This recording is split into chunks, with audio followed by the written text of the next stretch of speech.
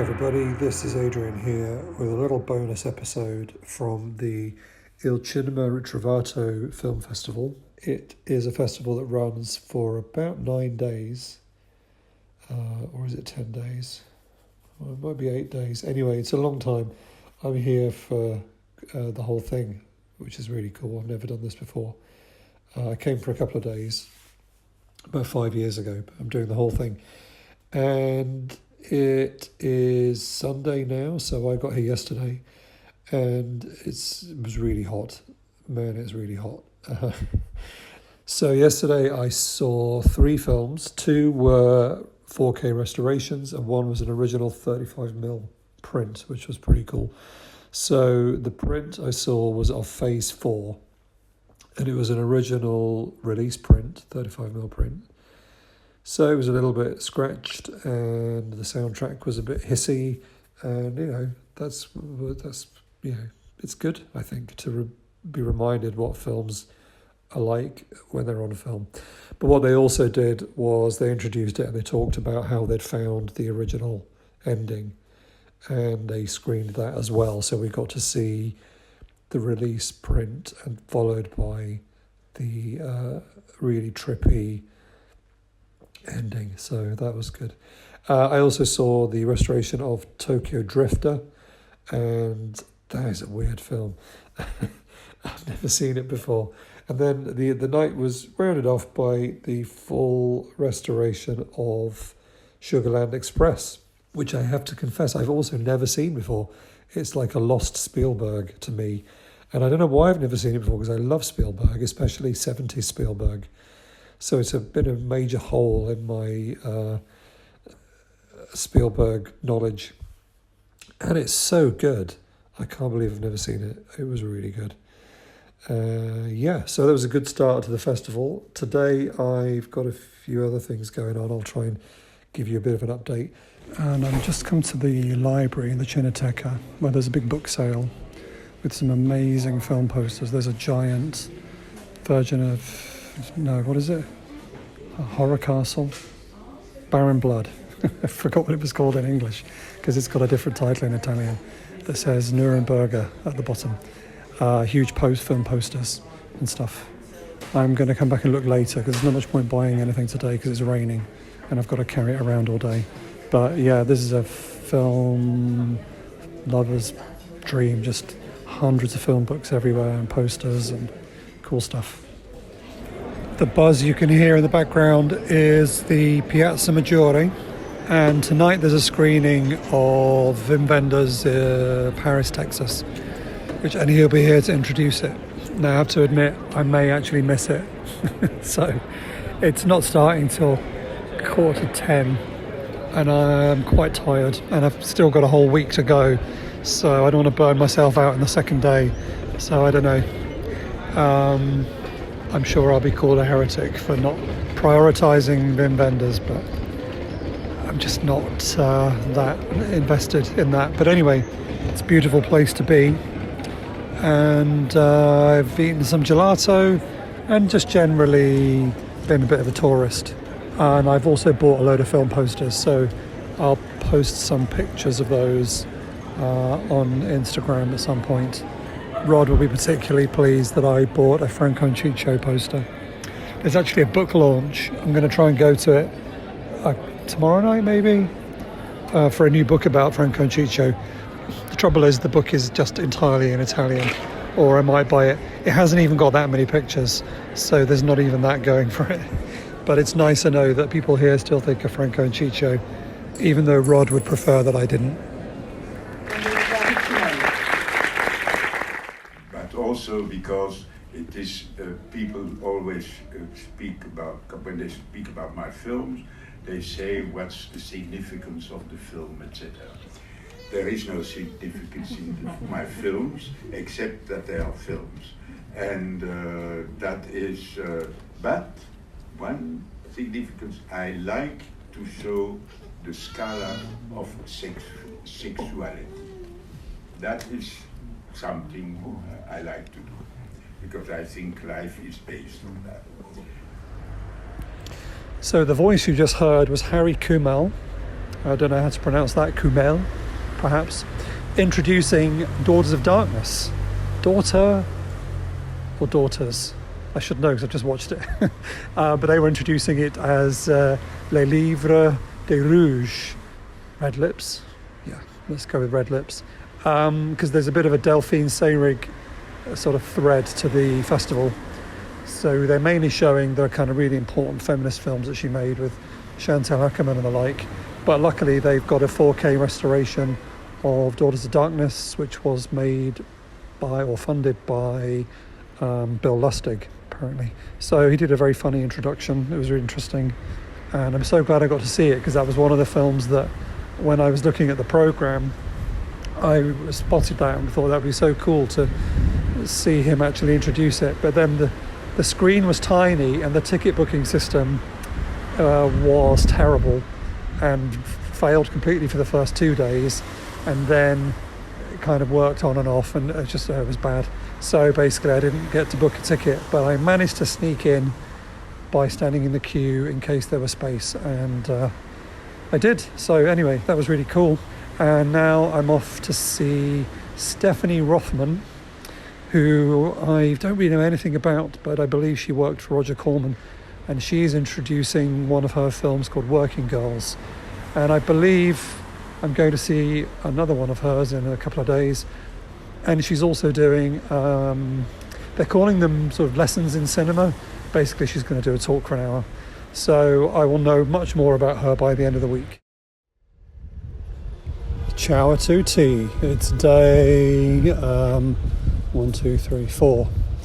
And I'm just on my way to the Piazza Pasolini, where I'm going to watch quite a lot of silent film this morning. But there's a lot of silent film here. It's a big thing. There's a screening of Quo Vadis with a live orchestra, well, not orchestra, band, which I'm looking forward to. Last night, though, I just wanted to mention that this has got nothing to do with Italian cinema. There was a screening of a 1929 kind of Georgian Soviet Union film called Chemi Beba, which I think means my grandmother. And it's basically really rare. If you search for it on the internet, there's not even a single clip, which these days I think means it's rare.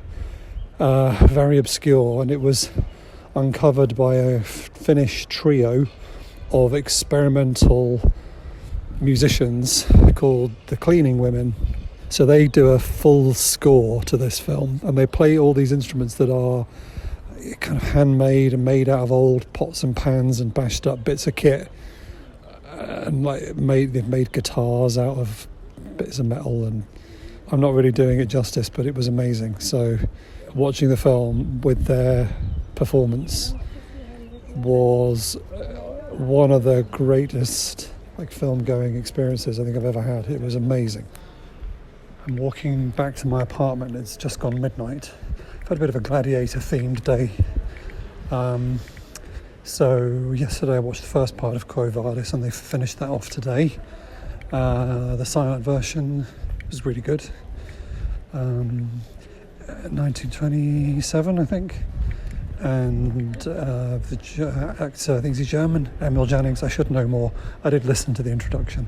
Anyway, he plays Nero, very much modelled on Mussolini, which is interesting given that this was in the 1920s in Italy when they made this. But that was fun, with accompaniment from Neil Brand on the piano, the genius Neil Brand, and a drummer providing exciting percussion, because this is the section when Rome gets burned down and Christians get torched and all kinds of dramatic stuff. There's a chariot race and all kinds of stuff. And lots of noisy street action here. So then this evening in the Cine Europa, I watched Demetrius and the Gladiators, which is a newly restored version, sponsored apparently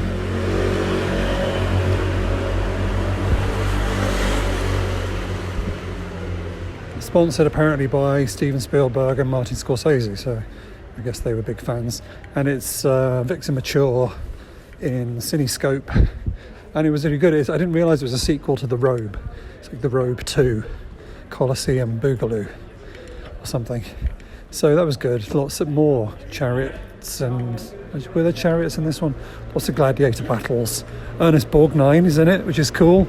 Nice to see him relatively young in 1954. And yeah, lots of good Rome action. You've got Caligula in there and his uncle Claudius, and Claudius is married to Messalina. And yeah, it was really good. Enjoyed that one. I haven't seen it before. So yeah, so that was my double bill of gladiator ancient Rome stuff today. And then to cap it off, I've just had a bit of a weird social experiment.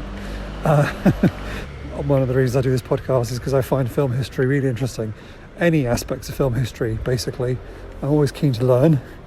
And I've always been interested in, exploitation history and stuff like that. So when I saw in the programme that a restored version of The Devil in Miss Jones was being premiered and introduced by two of Gerard Damiano's kids. Anyway, I thought, well, that's going to be interesting. Learn a bit more about the history of all that. So I didn't expect it to be particularly well attended, given that it was at 10:30 at night.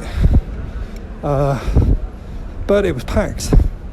And they did a very entertaining and very interesting introduction, the history of the film, the casting of Georgina Spelvin. They even had a video they'd shot recently with Georgina Spelvin, just talking about the movie. So all of that stuff, the social context and historical context, is really interesting. But then, so the room is obviously, this is a film festival attended for the most part by film students and cineasts, basically. And I think some of them maybe had gone because they thought it would be a bit of a laugh. And once the reality kicked in that what we were going to get was an hour of Georgina Spelvin asking Harry Reams to stick things up her bum, it wasn't quite so funny. And quite a few people walked out, all girls, I have to say, women. It was dark, young. There was quite a lot of, it surprised me, there were older guys, some older than me, some much older than me, and then quite a lot of young people, which surprised me, which I guess is the students, because this is a university town. It's the oldest university in the world, Bologna. There's a lot of students here. And I think just the reality of that was a bit off-putting. And it's just really boring. Stephanie Rothman, I went to she talked earlier, because I watched a couple of her films this week, and then went to her talk, and she was saying how boring it is to see sex on screen, and that her films don't have sex in, they have nudity and sexy situations, but actual sex on screen is just quite dull. And seriously, it really is. I thought it would be interesting to see, because obviously back 50 years ago, people had to watch these films in cinemas, right? They just all sat there in the same room. You couldn't fast forward or rewind or pause or delete your browser history. It's a communal experience, which must have been, just awkward. And so I think for this screening this evening, there was some nervous laughter occasionally, and some actual laughter, and there's a couple of funny bits. But mainly it's just awkward to be in a room with like 300 other people all watching porn on the big screen. So it was an interesting experience,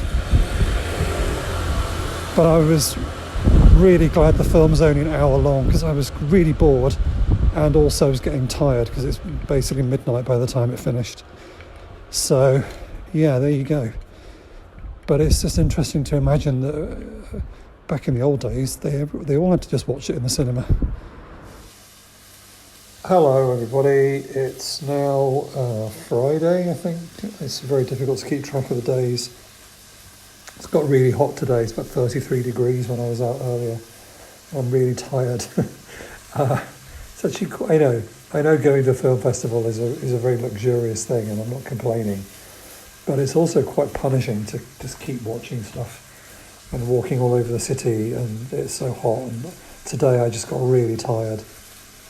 I attended some talks this morning, including one about the restoration of Butch Cassidy and Billy the Kid, And Roger Spottiswoode also did an hour-long talk about his career, which is pretty cool. He directed total classics, of course, like Turner and Hooch. He also, which he did talk about, and he talked about Terror Train, and he talked about how it was his idea to cast Michelle Yeoh in Tomorrow Never Dies. So anyway, that was good. I'm just cooking my dinner, which you can hear in the background here. I just wanted to mention yesterday I saw a film that I'd never heard of, and apparently it's quite rare, but it's just had a restoration. It was premiered at Cannes and then screened here by the director Marco Bellocchio, and it's called Sbatte o Mostro in Prima Pagina, which basically translates as Slap the Monster on the front page, or Slap the Monster on page 1. And it's a kind of, it's a little bit Poliziotteschi, meets All the President's Men, but it's sort of set around a newspaper office, Il Giornale in Milan, and it's dealing with fascists and left-wing terrorism and all the kind of stuff that we associate with the years of lead in the early 70s in Italy. It was really good. I assume somebody like Radiance will pick it up for a Blu-ray at some point soon, because it's got the sort of thriller elements and the crime elements, and then it's got this political intrigue, and it's just really good. And the cast is great. The star is Gianmaria Valente, who is just awesome in everything, of course. So it's really interesting to see him in this. And then the British actor John Steiner, who I think just passed away quite recently, who did a lot of stuff in Italy, as well as popping up in British horror films like I Don't Want to Be Born. So yeah, I really enjoyed that. I'm very pleased I got to see it. There was a talk afterwards with the director, which was actually really bad. The Q&A was not very good. The guy asking the questions was the head of the festival, and they were not very good questions, and it was very boring. But apart from that, the film itself was really good. And tonight I'm going to go and watch The Sting with a Technicolor print, which should be fun. Anyway, better check my dinner isn't burning. Buongiorno, morning everybody. It's the last day of the festival. It's Sunday now, whatever date that is. The end of June, are we now? I've totally lost track. I've taken a bit of time out from the festival this morning to come for a walk. I got up early and I've walked up the hill overlooking Bologna to the Santuario della Madonna di San Luca, and I just sat in on the mass and heard some nuns singing and stuff. Beautiful view from up here of the Apennines. Oh man, I wish I could live in Italy. It's just so gorgeous. Although it's easy to say that now I'm sitting in the shade and there's a breeze. I sweated like a pig getting up here. You have to walk. It's all porticoed actually, but it's a long walk, about 2 miles or something. Today is the Tour de France in Bologna, weirdly. And they're going to be cycling up this big hill and then down the other side into the city. So there's loads of cyclists around and lots of people sitting ready by the bends waiting for people to fall off their bikes. So I will presumably see some of that today at some point. I'm going to walk back down into the city now. Got a couple more films today. I'm going to see Singing in the Rain, Technicolor print of that. And then there's a restored Ukrainian film that I thought sounded interesting. I'll go see that later. And then tonight, the final film in the Piazza is Babylon, which I've seen before, and it's 3 hours long, and I've got an early train tomorrow to Milan, so I'm not going to watch it, but I'll watch the introduction, and I'll watch the opening party scene, because that's really good. I know a lot of people didn't like Babylon, but I really enjoyed it. I sat in an hour Q&A with Damien Chazelle yesterday, which was really interesting. I really like all his films. I know it kind of divides opinion, but I'm a big fan. And he introduced the new restoration of The Umbrellas of Cherbourg, which I'd never seen, but having now watched it on the big screen in the Piazza, I can see how, basically that led to La La Land. They're so similar. La La Land is his response to The Umbrellas of Cherbourg. It's like if you put The Umbrellas of Cherbourg and Singing in the Rain into a blender.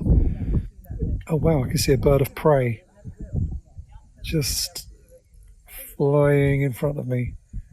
I'm not good enough with birds to be able to tell you what it is, but it's got big wings. Anyway, so I really enjoyed The Umbrellas of Cherbourg. What a film. I like a good musical. Again, I know they split opinion, but that's, hey, I'm one of those people who likes most films, to be honest.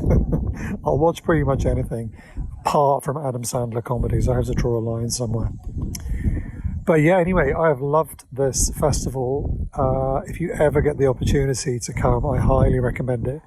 You get to see all kinds of stuff that you would never watch. I mean, I've sat in on a lot of silent 1904 newsreels where they've had live musical accompaniment, and that's just been really fascinating to watch. Yesterday I saw some Georges Méliès mixed with some newsreel, some sort of theatrical performances that have been filmed, some very funny tumbling acts, and a really good, like, little 1 minute long clown film about a clown who's in a train station and he needs the loo, and he asks the conductor or the staff where the toilet is, and he kind of points in the general direction, and there's a toilet and there's a phone box. So he goes in the phone box and just sees the phone and he thinks that's the toilet, so he pulls down his pants and there he goes. And this is 1904, so not a lot has changed if you've ever been in a public phone box.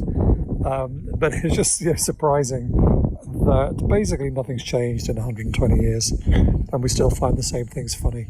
So I am off to Milan tomorrow, very briefly, to fly home from there.